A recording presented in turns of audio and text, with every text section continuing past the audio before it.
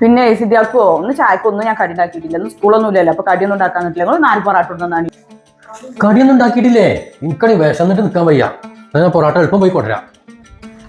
പിന്നെ അവിടെ പൊറാട്ട കഴിഞ്ഞിട്ട് ആകെ 3 പൊറാട്ട കിട്ടിയുള്ളൂ. ഇത് എനിക്കെന്നെ തെയ്യുന്ന എളുപ്പം വന്നോളി വേണ്ടോര്. എനിക്ക് പറ്റും.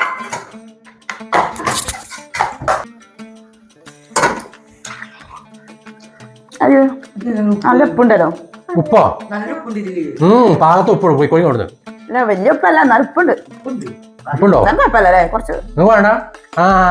ഉപ്പുണ്ടാകാൻ കാരണമുണ്ട്. ഞാൻ പറഞ്ഞുതരാം. ഈ പൊറാട്ട ഉണ്ടാക്കുന്ന ആൾക്കാരുണ്ടല്ലോ, പൊറാട്ട ഉണ്ടാക്കുന്ന ആൾക്കാര് ഇത് ഭായിമാരാണ് അവിടെ. ഇവര് കുപ്പായം ഇട്ടിട്ടില്ല. ഇവര് ഈ പൊറാട്ടക്കല്ലിന്റെ അടുത്ത് തന്നെയല്ലേ ഇത് ഉണ്ടാക്കുന്നത്, കുഴച്ചാണ്ട് ഉണ്ടാക്കണല്ലോ. പെരും ചൂടാണല്ലോ, ആകെ ഇങ്ങനെ എടുക്കണല്ലോ.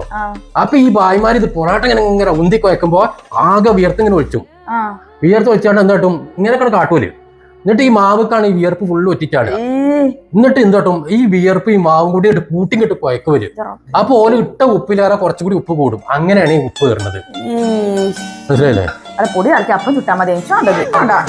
എനിക്കും വേണ്ടത്. വെറുതെ പറഞ്ഞത് എല്ലാരും വിസയിച്ചു. ഇതൊക്കെ ഒറ്റക്ക് എനിക്ക് തിന്നാം.